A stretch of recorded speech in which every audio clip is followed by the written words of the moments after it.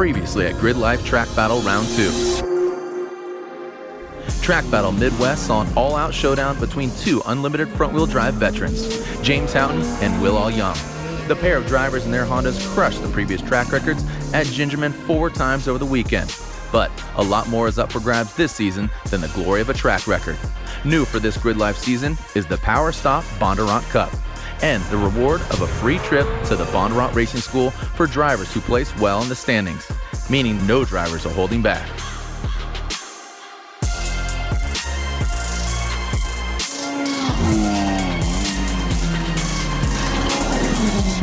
Welcome to the Autobahn Country Club, located in northern Illinois.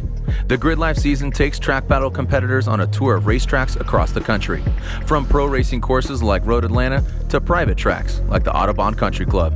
Track battle competitors have had little time to breathe between contests, with this weekend at Autobahn starting only 3 weeks after the heated battles of Gingerman at the GRIDLIFE Midwest Festival. But the quick turnaround time won't be the only challenge they'll face this weekend. Track battle Autobahn throws another wrench into the equation, 3 different track configurations. Here we're running 3 course configurations. North course over here, full course will be this evening, and then south course will be all day tomorrow. So for drivers that may have not been here before, really the goal is to go out, learn the track as quickly as possible, and then go and put down a fast lap the very next session, because we get few sessions on each track. It really kind of works well for guys who are good at autocross and are good at learning courses really quickly. The format will be, we're going to add your fastest combined times together, and the person with the lowest time will be the one that podiums for their class. James Houghton is currently leading in points for this track battle season, but he's not very far ahead of Brian Fessler and his Unlimited Mustang. After a rough 5th place finish at Gingerman, Fessler hopes to hit the track hard this weekend and reclaim his first place in points. It's only my 3rd time here, so I've gotten some experience on the full track and the south track. Since the last track battle, Brian has made some adjustments to his twin-turbo Mustang GT, which he hopes will put him at an advantage over his unlimited competition. Brian's competitor Andy Smedegard is far behind in points for the season after missing this season's first event at Mid-Ohio. However, he's no stranger to Autobahn, having raced her half a dozen times in the past, giving a strong advantage over his competitors. Yeah, it's my 2nd event, missed Mid-Ohio. Fessler I know has been here many times, so he could definitely put down some fast laps. I come from an autocross background where it's limited runs, learn the track as fast as you can, and just let your instincts kick in. We had to resort some changes on the car, so it's not running at full potential like we want it to. James Houghton, fresh off his win at Gingerman and the current points leader for this GRIDLIFE season, has arrived with his Integra Type R. So I guess we're going to run 2 different track configurations today. So we're going to run north and full today. So that's going to be, for me, never been here before, trying to run, learn a track in 2 sessions. It's going to be really difficult. A lot of, like Brian Fessler with the Mustang and Andy with the Evo, they've been here before, so they're going to have a little easier time, getting up to speed. Whereas it's like we're going to go out and try to kind of learn it as we set a lap. So hopefully we can find some speed out there. These 3 Unlimited drivers are all hoping to get a sub 1-minute lap time around the North Course this weekend, a nearly unheard of feat in a production chassis car. But they won't be the only ones with hurdles to jump.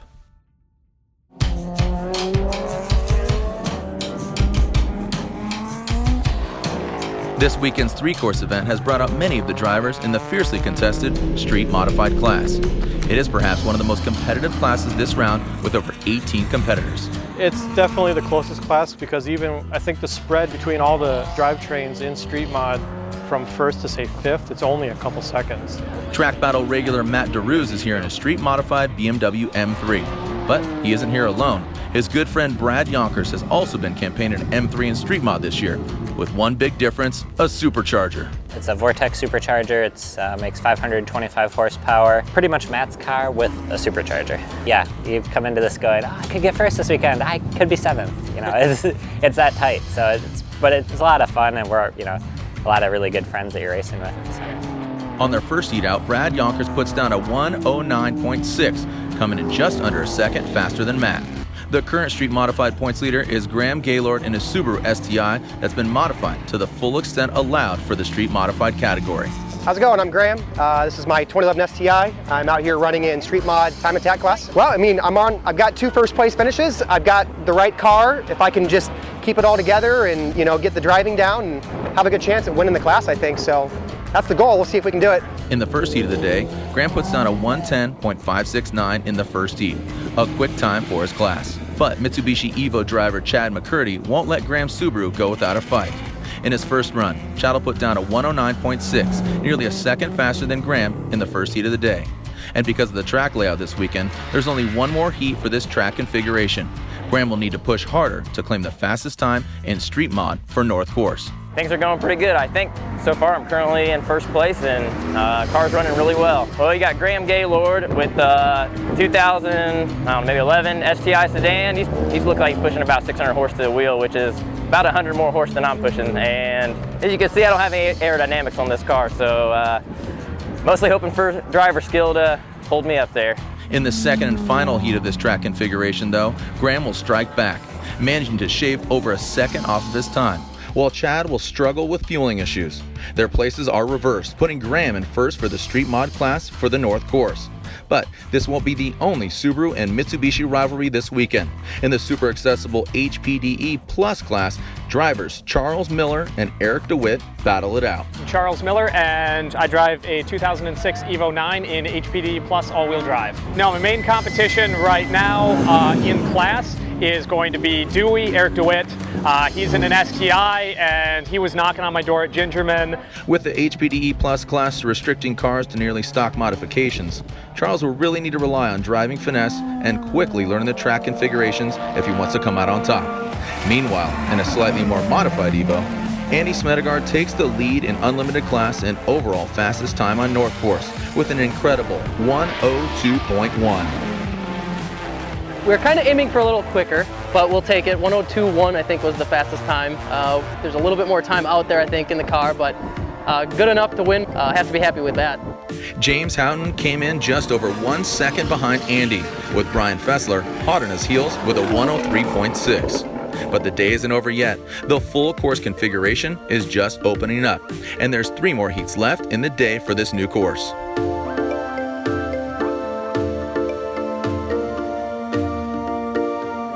James and Brian fell behind Andy for the North Course, but the full course is still anybody's game. It won't be easy though. This configuration is rarely used at Autobahn, meaning that most of the drivers will have never driven it. It's nearly 4 miles long with 21 turns, and with fast lap times coming in around the 2-minute 30-second mark. It'll be hell for these high-strung time attack cars. With a temperature over 80 degrees, both James Houghton and Brian Fessler plan to skip the first heat so they can keep their tire tread for the cooler track temperatures later in the day. But high temperatures aren't stopping Charles Miller from seeking redemption against his Subaru rival Eric DeWitt on the full course. Charles finishes the first heat with a 250.9, good to beat all of his all-wheel drive competitors except for one, Eric DeWitt. Eric tops Charles' time by a cool 2.8 seconds. The pressure is on for Charles to make up a nearly 3-second deficit to Eric before the day is up.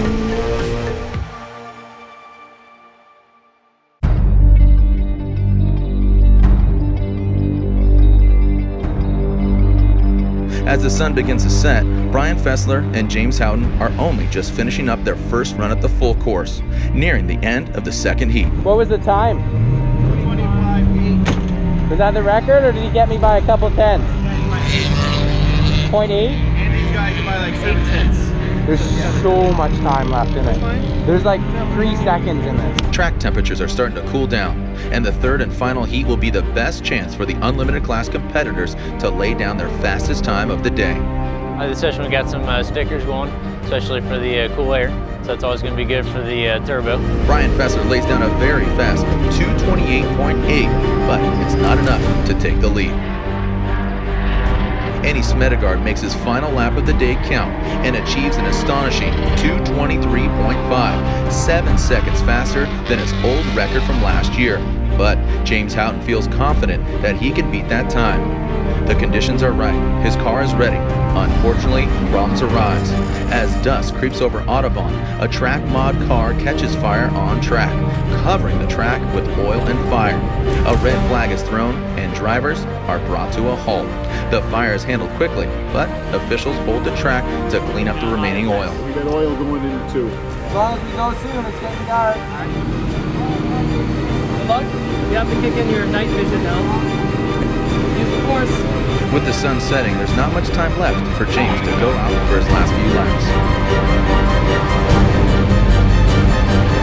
We can't run because it's too dark. Alright, so that's it for the day.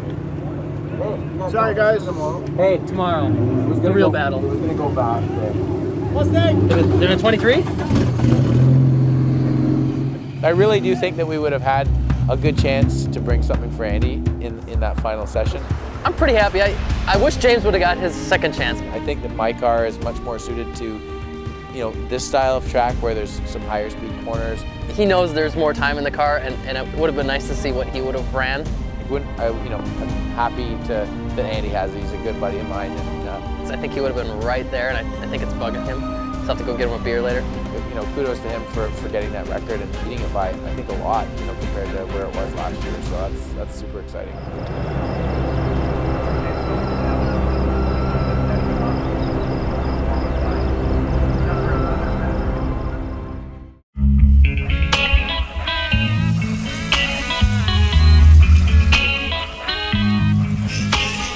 It's the second day here at the Autobahn Country Club, and there's one track configuration left, the South Course. I'll be honest, I don't like South Course. I'm probably the only one here who doesn't like South Course. I really like the South Course. I think it's definitely my favorite configuration. It's fun, it's technical, it flows well. I mean, I got to see the course yesterday. I got to find speed on the course yesterday. I know where I need to go faster. Being on full course yesterday gave me a really good preview of South. I really figured out where the car can be fast and where I can add some time. So I'm pretty confident I can go out there and set some good times on South. Graham starts off the day with a 134.3, just behind his rival, Chad McCurdy, who leads just barely with a 134.1. The second heat of the day passes, and Andy Smedegaard is sitting on top once again with a 123.7 on South Course. With his tires down to the cord, he's calling it a weekend, content with new records on all three track configurations. My tires are pretty much, I've got two that are corded now, and it's just going to get hotter yet. Yeah, it's probably a wrap for the weekend. Brian Fessler finishes South Course with a 126.1 as track temperatures rise out of control. I just don't think that there's going to be much time left out on track with it being, I think, supposed to be about 87, 88 today. James Houghton completes his third heat with a slightly slower time than before. And with the high temperatures greasing up the track, he opts to conserve his car for future battles and take second place overall. We just don't want to risk another session on the car if we don't feel confident, really confident that we could get the overall record. We're gonna, be happy with it. We got, front wheel drive record at all three configurations, and we're really happy with our time. And I believe we're leading the points after the third event. Andy did really well this weekend with points, but he didn't attend Mid-Ohio. Brian got us at Mid-Ohio, but we've got him at the next two. So I think that we should be leading in points with a decent margin.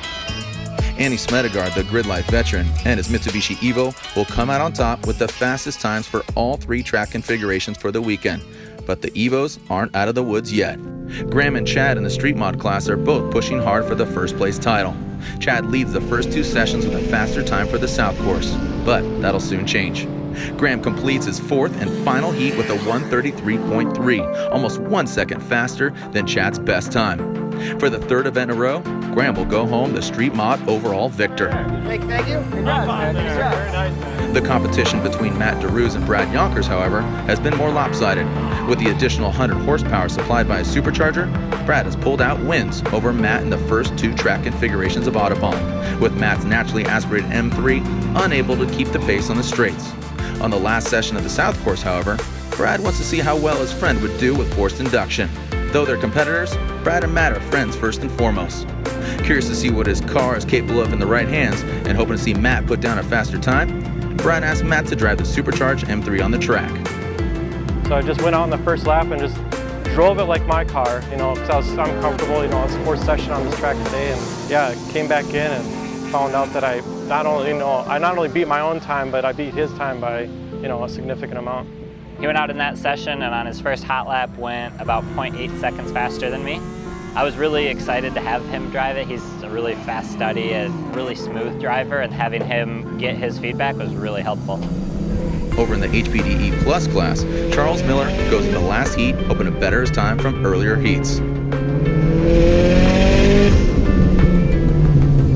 But the time's not there. Eric DeWitt and his STI will take first place for HPDE Plus, coming in exactly 1 second faster than Charles and his Mitsubishi. Look, that's a 1. That's a 2. You beat me, Gingerman. You did. Fair and I square. don't beat you in Atlanta. You ain't beating me in Atlanta. I'll beat you in Atlanta. No, you're not beating me in Atlanta. Yeah. We're gonna find out. Hey, yes, look, we will. if I get another one of those, there's got to be a bet. Sign $1 right now. Sign $1. If I beat you in Atlanta, you got to sign $1. $1? You got to sign $1 and give it to me. Sign $1? Well, all right, I got $1. You don't need it right now. If I win, you got to sign $1. Okay. And hand it over. Fair enough. If you win, I'll sign $1. Fair enough. That's what we'll matters. do that. It's a $1 bet, dude. Shake on that thing right hell there. Yeah. That's $1 bet. That means more than the trophy. That's a big deal absolutely. where I come from. Oh, absolutely. The signed $1 is a big deal. It's been a weekend of good, clean racing here at Autobahn. Drivers were tested by both high temperatures and changing courses. But they'll face even more challenges as they prepare for the second festival event of the GRIDLIFE season at the renowned Road Atlanta. We'll see you there this August for GRIDLIFE South.